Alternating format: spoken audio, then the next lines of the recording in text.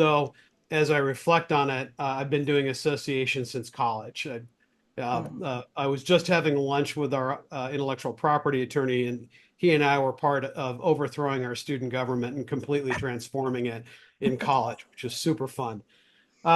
So 6 months into the job, we merged with the National Ski Patrol. In effect, it's like an association management company, which in the pejorative is like, so I got two jobs for the price of one. That's awesome. But 60,000 members, building a sponsorship thing from scratch, which was kind of in my wheelhouse. And my boss, mentor, and friend had experience working with federations and associations. I came way out of left field.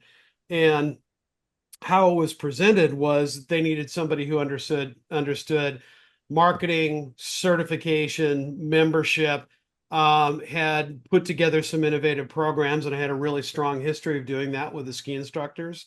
We were innovating on some things digitally with digital content well before the average bear.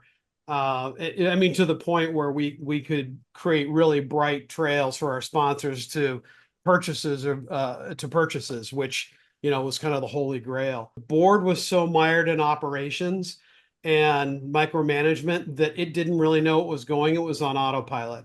I literally, when I asked for the strategic plan, I got a 200-page budget and strategic plan, but there wasn't a single measurable objective. The CSI was managed kind of like a bad construction project because their CEO had left a year before, so they were late and over budget, and everything was trending down.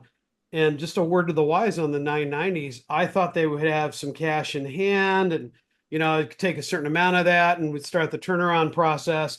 And as it turns around, a lot of the money was tied up.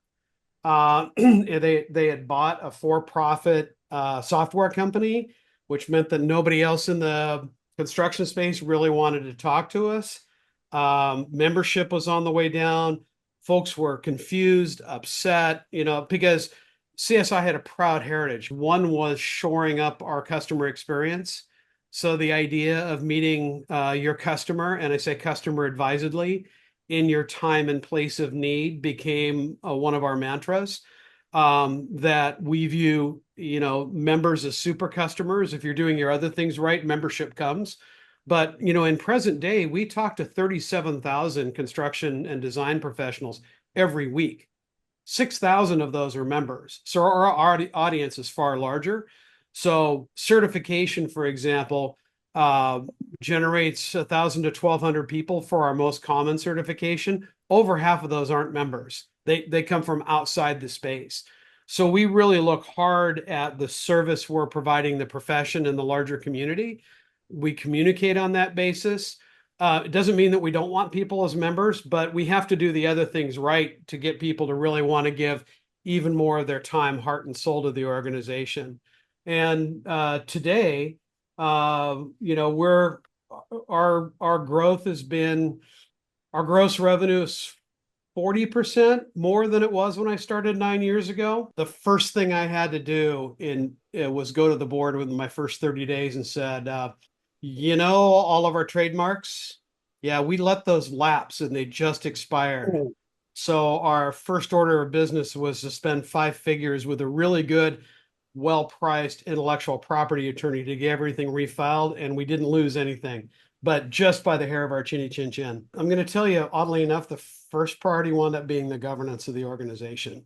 And I think people sometimes give that short shrift. But if you don't have the right arrangement and agreement with your board of directors about what success looks like, and this is one of my knocks on associations, we tend to focus on process over outcome, or we confuse the two. What'd you do on your summer vacation? I drove to a lot of really cool places. Okay. Tell me about the cool places. Oh, I'll have to get back to you on that. I mean, Right. I was just the match. They were ready. They needed to ignite. They just didn't know how to focus that energy.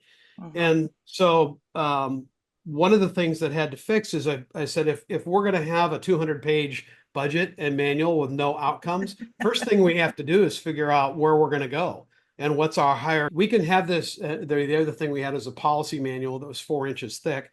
So we went from that to one that was 40 pages with lots of white space, but it very much clarified what success looked like. And the overall picture of success is CSI exists to help you functionally be the best professional that you can be. And my job is to help define what that looks like and create uh, key performance indicators that we report on every 6 months. We don't have a 5-year strategic plan. We review half of our strategy every 6 months with the board on an ongoing basis.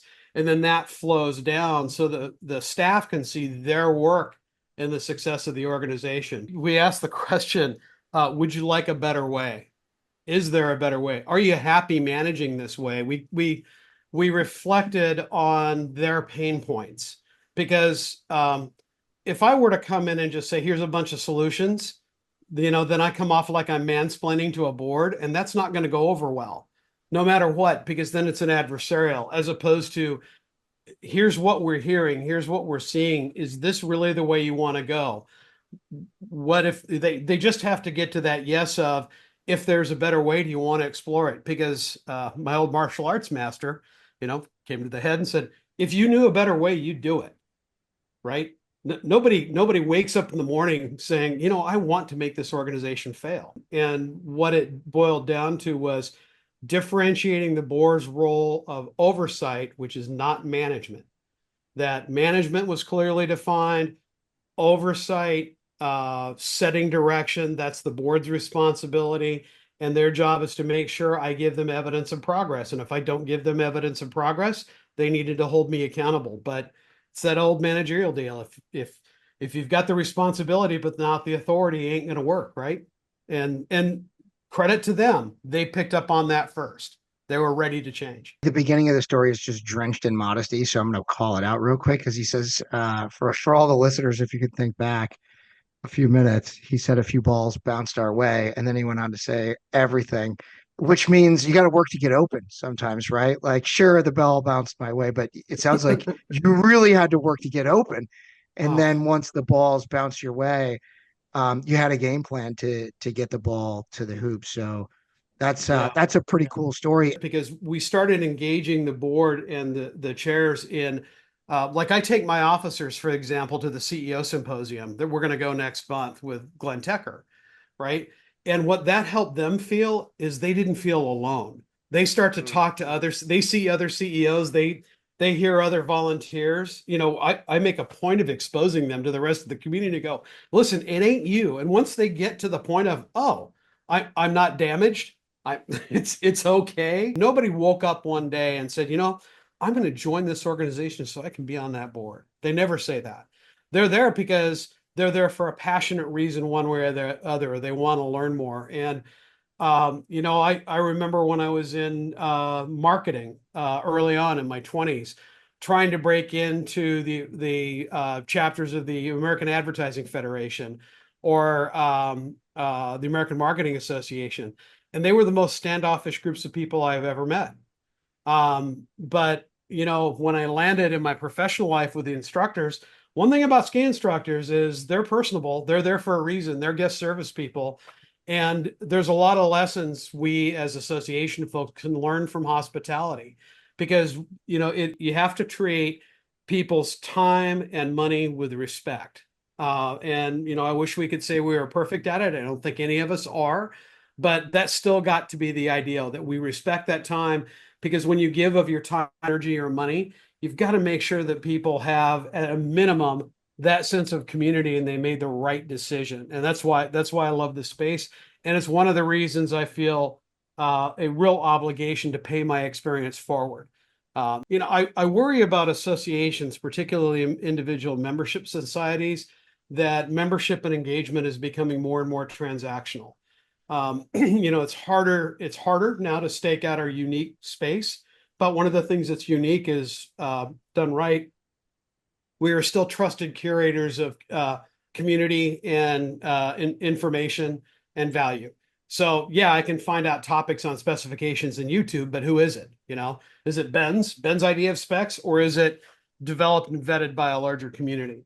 So I look at engagement, I look at revenue, and if somebody wants to be a part of the organization but doesn't want to volunteer and doesn't want to get on the board and doesn't want to be in a tech committee, that is just fine as long as they're getting some value out of their role with the association. Because I'm, going back to governance, I am reminded of and remind others, I don't know any association that has in its governing documents, we exist for the sake of having members. We don't get tax exempt status for that. If we did, Costco would be a nonprofit, right? Yeah.